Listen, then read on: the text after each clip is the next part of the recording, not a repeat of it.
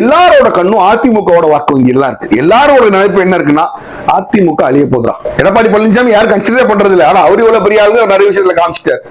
அதிமுக இந்த தடவை தோந்துச்சுன்னா அதிமுக அழிஞ்சது. அப்ப அதிமுக ஓட்டை நம்ம வாங்கணும் அப்படின்னு 2 பேர் வெயிட் பண்ணிட்டு இருக்காங்க. ஒண்ணு பிஜேபி, ஏன்னா சாப்ட் இந்துத்துவ கட்சியா இருந்த பிஜேபி அதிமுக உள்ள ஓட்டர்ஸ் நிறைய பேர் நமக்கு வருவாங்க. அப்ப நம்ம அதிமுக எக்ஸ்பிரஸ் நம்ம வளர்ந்துடலாம் பிஜேபி யோசிக்குது.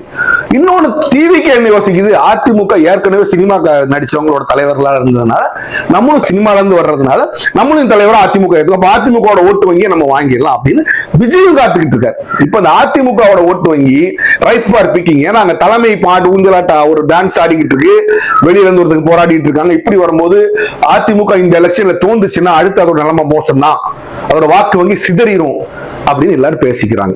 அதுக்கு ஒரு வாய்ப்பு இருக்கத்தான் செய்யுது.